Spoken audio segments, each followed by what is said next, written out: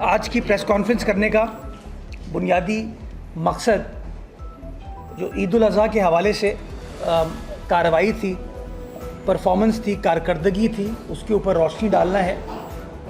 बहुत सारे मैं दोस्तों से गाहे बगाहे इन टच रहा। ईद उल अज़हा के ज़माने में कुछ लोगों ने गिला शिकवा भी ये किया कि आपने डेली प्रेस ब्रीफिंग इस हवाले से नहीं किया, कोई स्टेटमेंट नहीं आया।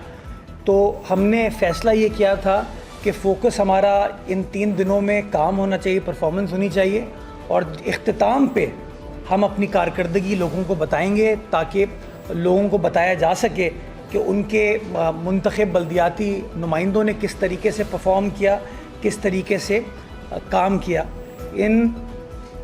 मैं ये वाज़ेह करना चाहूँगा कि कल ये भी सवाल चल रहा था कि 3 दिन की कार्रवाई है, 5 दिन की कार्रवाई है, 4 दिन की कार्रवाई है। मैं वाज़ेह करना चाहता हूँ शुरू में, इब्तिदा में, कि जो ईद उल अज़हा की कारकर्दगी होती है ये 5 दिन पर मबनी होती है। चूँकि हम जो बकरीद यानी कि 17 जून, 18 जून, 19 जून को ऑफिशियल ईद हॉलीडे से जब पाकिस्तान में ईद उल अज़हा बनाई गई, लेकिन उसके साथ साथ बोरा कम्युनिटी ने 16 जून को ईद मनाई, और आज 20 जून को अहले हदीस के हमारे दोस्त हैं, उनका भी ईद का तीसरा दिन है। तो इसलिए ये 5 दिन पर मुश्तमिल कार्रवाई होती है सॉलिड वेस्ट की जानिब से। बाहर कैफ ये जो 3 दिन थे, 17, 18 और 19 जून, इन 3 दिनों में आज दोपहर 12 बजे तक की जो तफसीलात हैं वो total 1,44,584 ton waste, solid waste जो है हमारे इदारे ने शहर के गली मोहल्लों से, कूचों से इकट्ठा करके कलेक्शन पॉइंट्स पर लाके, GTS पर लाके, और उसके बाद लैंडफिल साइट पर हमने उसको डिपॉजिट किया। 1,46,584। इसके अंदर 3 लैंडफिल साइट्स हमारी हैं, 99 हमारे कलेक्शन पॉइंट्स थे शहर के 25 के 25 टाउन्स में। उनमें से 3 लैंडफिल साइट्स थी जिनको इस्तेमाल किया गया, जहाँ पर ट्रेंचेस को खोदा गया था ताकि इनको आलाइशों को ज़मी बोस किया जा सके। जो हमारी सबसे बड़ी लैंडफिल साइट है वो जाम चाकरों के इलाके में है, डिस्ट्रिक्ट वेस्ट के अंदर। जाम चाकरों पे 83,521 टन, 83,521 टन्स जो है डिपॉजिट किया गया, इसको प्रॉपर वे किया गया है। गोंद पास की जो दूसरी हमारी लैंडफिल साइट है वहाँ पर 46,907 टन, और तीसरी हमारी जो शराफी गोट के जो मलीर के लिए इस्तेमाल की जाती है वहाँ से 16,156 टन जो है हमने उसको ज़मी बोस किया। टोटल नंबर बनता है 1,46,584। मैं डिस्ट्रिक्ट वाइज भी ब्रेक डाउन आपको देना चाहूँगा ताकि आपको पता चल सके कि कैसे निज़ाम में हम बेहतरी ला रहे हैं। कि जब मैं बात करता हूँ कि 1,40,000 टन हमने सॉलिड वेस्ट इकट्ठा किया है, किस लैंडफिल साइट पर कितना गया हमें ये पता है, उसके साथ साथ किस डिस्ट्रिक्ट ने किस तरीके से काम किया, परफॉर्म किया, उसकी भी तफसीलात आपको दूँ। ज़िला मलीर से 15,701 टन अभी तक हम लैंडफिल साइट तक पहुंचा चुके हैं। ज़िला किमाड़ी जो है हमारा, वहाँ से 17,751 टन। ज़िला वेस्ट हमारा 15,531 टन। ज़िला शर्की यानी कि ईस्ट हमारा 25,934 टन। डिस्ट्रिक्ट साउथ हमारा 18,448 टन।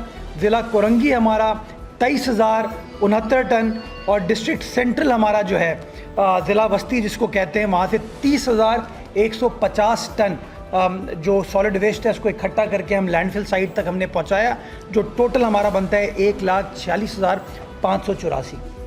ये हमारी परफॉर्मेंस थी। इसके बाद हमने फ़ैसला ये किया था कि वो जो 99 कलेक्शन पॉइंट हैं, उन 99 कलेक्शन पॉइंट को डेली क्लियर किया गया हमारी इंतज़ामिया की जानिब से। वर्कलोड पे डिपेंड करता था, बैकलॉग के ऊपर डिपेंड करता था। कुछ जगहों को हम मगरिब तक क्लियर कर पाए, कुछ जगहों को हमने इशा तक, रात को 10 साढ़े 10 बजे तक फिर क्लियर किया, लेकिन क्लियर किया। और डेली उन 99 कलेक्शन पॉइंट्स को क्लियर करने के बाद चूने का छिड़काव किया जाता था और फ्यूमिगेशन की जाती थी।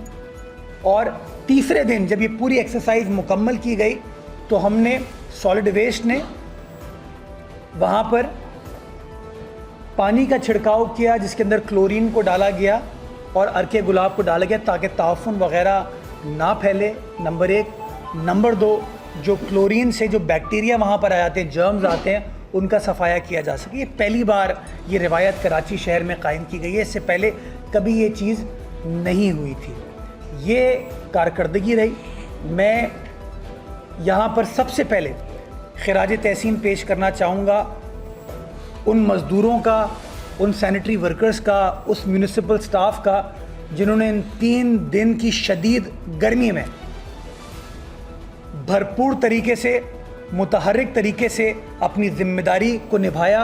और मैं ये समझता हूँ कि वो हमारे हीरोज़ थे जिनको हमें बहैसियत कौम या मुझे बहैसियत मेयर, इनको बहैसियत डिप्टी मेयर, उनकी कारकर्दगी का भी एतराफ़ करना चाहिए और उनको अप्रिशिएट करना चाहिए। और इंशाल्लाह बजट के बाद जो हमारा अगला इजलास होगा, मैं उन म्यूनिसिपल स्टाफ को सिटी काउंसिल के अंदर मदऊ करूंगा और इंशाल्लाह उनको एक बड़ा ज़बरदस्त शानदार वेलकम इन मुंतखब नुमाइंदों की जानिब से दिया जाएगा ताकि हम रिवायत ये बना सकें कि जो लोग हमारी खिदमत में अपना टाइम सर्व करते हैं उसको ये कौम हमेशा याद रखती है, उनको अप्रिशिएट करती है। उसके साथ साथ जो सॉलिड वेस्ट के अहलकार हैं, जो उनकी टीम है, जो इंस्पेक्टर से स्टार्ट होकर ऑल द वे MD तक जाती है, मैं उनको अप्रिशिएट करना चाहूँगा कि वो सब के सब फील्ड में मौजूद थे, काम कर रहे थे। शिकायत आती, उस शिकायत का मदावा करते, उसको रिस्पॉन्ड करते और एक अच्छी कोऑर्डिनेशन थी। 1128 हमारी चल रही थी, हेल्पलाइन नंबर, लोगों ने कंप्लेन की, कंप्लेन को अकॉर्डिंगली रिस्पॉन्ड किया गया। कहीं कहीं रिस्पॉन्ड करने में हमें दुश्वारी का सामना था, कुछ बॉटलनेक्स आए जो मैं बिल्कुल आपको बताऊंगा। ओल्ड सिटी एरिया हमारे लिए चैलेंज था, मैं कभी गलत बयानी पर बिलीव नहीं करता। वहाँ कुछ चैलेंजेस आए, 3-4 वजूहात की वजह से हमको दिक्कत हुई, प्रॉब्लम हुई, लेकिन हम उसको अल्हम्दुलिल्लाह ओवरकम करने में कामयाब हुए और हमने जो आलाइशें उनको क्लियर कर लिया। कुछ कचरे का बैकलॉग है जिसके ऊपर इस वक्त भी काम किया जा रहा है। उसके बाद जहाँ मैंने अपने म्यूनिसिपल स्टाफ की, सॉलिड वेस्ट टीम की तारीफ़ की, मैं तारीफ़ करना चाहूँगा इलेक्टेड नुमाइंदों की कि यूसी चेयरमैन से लेके, ये मेरे साथ यूसी चेयरमैन जुम्मन दरबान साहब भी बैठे हैं, दिल मोहम्मद साहब भी बैठे हैं, मेरे पीछे हमारे यूसी चश्मा के इमरान यूसुफ सही साहब भी हैं, मेरे पीछे और भी हमारे दोस्त आसिफ रज़ा भी मौजूद हैं, अरशद बुखारी भी मौजूद हैं। ये सब के सब ग्राउंड पर मौजूद रहे। मैं नाम इनका इसलिए ले रहा हूँ क्योंकि ये यहाँ पर मौजूद हैं। मैं समझता हूँ तमाम इलेक्टेड नुमाइंदे फील्ड में मौजूद नज़र आए, मुझसे इन टच रहे, डिप्टी मेयर साहब से इन टच रहे, MD सॉलिड वेस्ट के साथ इन टच रहे और उन सब ने अपना अपना किरदार अदा किया। और मैं समझता हूँ ये अगेन लायक तहसीन उनकी परफॉर्मेंस थी जिसको मैं अगेन अप्रिशिएट करना चाहूँगा, उनको शाबाशी देना चाहूँगा। उसके बाद में तमाम टाउन चेयरमैन्स को 25 के 25 टाउन, कोई तफरीक नहीं कि पीपल्स पार्टी का टाउन है, जमात इस्लामी का टाउन है या PTI का टाउन है। 25 के 25 टाउन के चेयरमैन साहिबान जो हैं वो फील्ड में मौजूद थे, वो काम कर रहे थे, वो देख रहे थे कि सॉलिड वेस्ट वाले काम कर रहे हैं। जहाँ जहाँ उनको कोई तकलीफ़ परेशानी नज़र आई वो हमसे रुजू करते थे, उसको अकॉर्डिंगली रिस्पॉन्ड किया जाता था। तो मैं उनको भी अप्रिशिएट करना चाहूँगा। मैंने शहर भर का राउंड किया, सलमान साहब ने शहर भर का राउंड किया, MD साहब ने शहर भर का राउंड किया। जहाँ गए हमें हमारे यूसी चेयरमैन, हमारे टाउन चेयरमैन साहिबान मिले और एक बड़ी अच्छी सक्सेस स्टोरी मैं समझता हूँ इस शहर कराची के अंदर नज़र आई।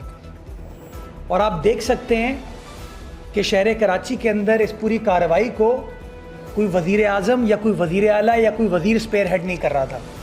ये काम आपके बल्दियाती नुमाइंदों ने किया, मेयर ने किया, डिप्टी मेयर ने किया, टाउन चेयरमैन ने किया, यूसी चेयरमैन साहिबान ने किया, टाउन के वाइस चेयरमैन हो, यूसी के वाइस चेयरमैन साहिबान हो या बल्दियाती इदारा जो हमारा सॉलिड वेस्ट है वो, या हमारे सियासी कारकुनान जो हैं, ये करमुल्लाह वकासी साहब बैठे हैं, ये सो यूसी चेयरमैन नहीं है लेकिन ये ग्राउंड पर मौजूद रहे कि किस तरीके से इन चीज़ों को, दिक्कतों को ओवरकम करना है। मैं इन तमाम लोगों का तहे दिल से ममनून व मशकूर हैं। मैं कहना चाहूँगा कि एक जॉइंट एफर्ट थी, एक टीम एफर्ट थी जिसके अंदर अल्हम्दुलिल्लाह अल्लाह सुब्हाना ताला ने हमें सुरखरू किया। जो गलतियाँ हैं, जो शॉर्ट कमिंग्स थी, उनसे हमें मज़ीद सीखना चाहिए और इंशाअल्लाह अगले साल हम चाहेंगे कि जो अब की बार हमको शॉर्ट कमिंग्स नज़र आएँ उन शॉर्ट कमिंग्स को और ज़्यादा एहसन अंदाज से, बेहतर अंदाज से हम ओवरकम करेंगे और अपने शहर की खिदमत करने में और मज़ीद मौसर किरदार अदा कर पाएंगे। इसके साथ साथ मैं एक चैलेंज, चूँकि हमने ईद उल अज़हा का अल्हम्दुलिल्लाह अबूर कर लिया है, दूसरा चैलेंज अब बारिशों के हवाले से आ रहा है। और अगेन एक बड़े अरसे के बाद केएमसी इस ऑपरेशन को लीड कर रही है, स्पेयरहेड कर रही है। हमने अपनी मशीनरी को भी ठीक किया है और अभी इस वक्त भी वो मशीनरी मुख्तलिफ मकामात पर जो चोकिंग पॉइंट्स हैं उनको क्लियर करने का काम कर रही है। इसकी एक बड़ी प्रोक्योरमेंट होती है जो सालाना एक एनुअल टेंडर किया जाता है, वो टेंडर इस वक्त इन प्रोसेस है और इंशाअल्लाह आइंदा आई थिंक 2 से 3 रोज़ में वो भी फाइनल हो जाएगा। उसके बाद शहर भर के जो चोकिंग पॉइंट्स हैं उनको क्लियर करने की जो हमारी जिम्मेदारी है उनको हम क्लियर करेंगे।